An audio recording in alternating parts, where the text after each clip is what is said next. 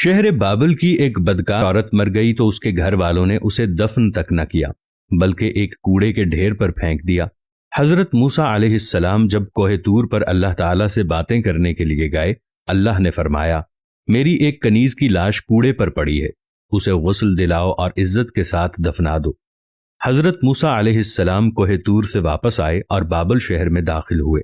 تلاش کرتے کرتے ایک جگہ دیکھا کہ کوڑے پر ایک عورت کی لاش پڑی ہے اور اس کے ارد گرد 4 کتے رکھوالی کر رہے ہیں تاکہ کوئی درندہ لاش کو پامال نہ کر سکے۔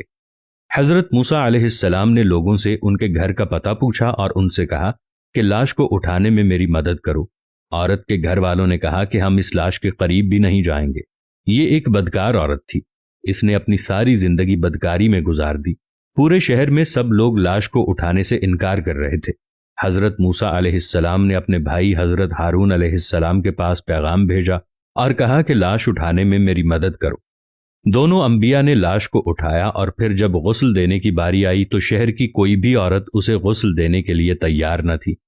یہ دیکھتے ہوئے حضرت موسیٰ علیہ السلام نے اپنی زوجہ اور بہن کو حکم دیا کہ اسے غسل دو۔ غسل کے بعد اپنے بھائی کی مدد سے اسے دفنایا۔ جب آپ علیہ السلام فارغ ہو کر واپس آ رہے تھے تو شہر والے لوگ آپ کے سامنے آ گئے۔ وہ سب مل کر آپ سے پوچھنے لگے کہ اے موسیٰ علیہ السلام، ہمیں اس بات کی وضاحت دیں کہ ایک بدکار عورت کو اتنی عزت کیوں دی، یا پھر وہ کلمہ جو آپ علیہ السلام نے ہمیں پڑھایا ہے ہم آپ کو واپس کرنے آئے ہیں۔ حضرت موسیٰ علیہ السلام نے لوگوں سے فرمایا، اے شہر کے لوگوں، مجھے جو حکم اللہ تعالیٰ نے دیا ہے تو میں اس کے حکم کی تعمیل کر رہا ہوں۔ ہاں، اگلی بار جب میں کوہ طور پر گیا تو تم سب کو تمہارے اس سوال کا جواب مل جائے گا۔ لوگ یہ سن کر چلے گئے۔ حضرت موسیٰ علیہ السلام کوہ طور پر گئے اور کہا، اے میرے پروردگار، اس شہر کے لوگ مجھ سے اس بات کی وضاحت مانگتے ہیں کہ ایک بدکار عورت کو اتنی عزت سے کیوں دفن کیا گیا۔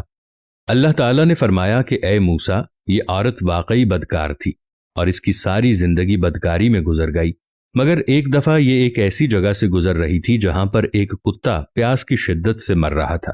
اس نے پانی کے کنویں سے اپنے کپڑے گیلے کیے اور کتے کے منہ میں نچوڑ دیا۔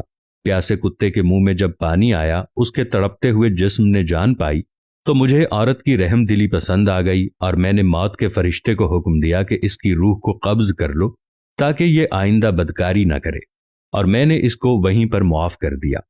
دوستو، جیسے اللہ نے اس عورت کو معاف کر دیا تو ہمیں اس کہانی سے صرف ایک سبق یہ ملتا ہے کہ اللہ بہت غفور الرحیم ہے۔ آپ کے کتنے ہی گناہ کیوں نہ ہوں، لیکن اللہ کی ذات اگر آپ کی کسی ایک نیکی سے خوش ہو جائے تو وہ آپ کو معاف کر دیتا ہے۔ کبھی بھی اپنے گناہوں کے بوجھ کی وجہ سے نیکی کرنا ترک مت کریں۔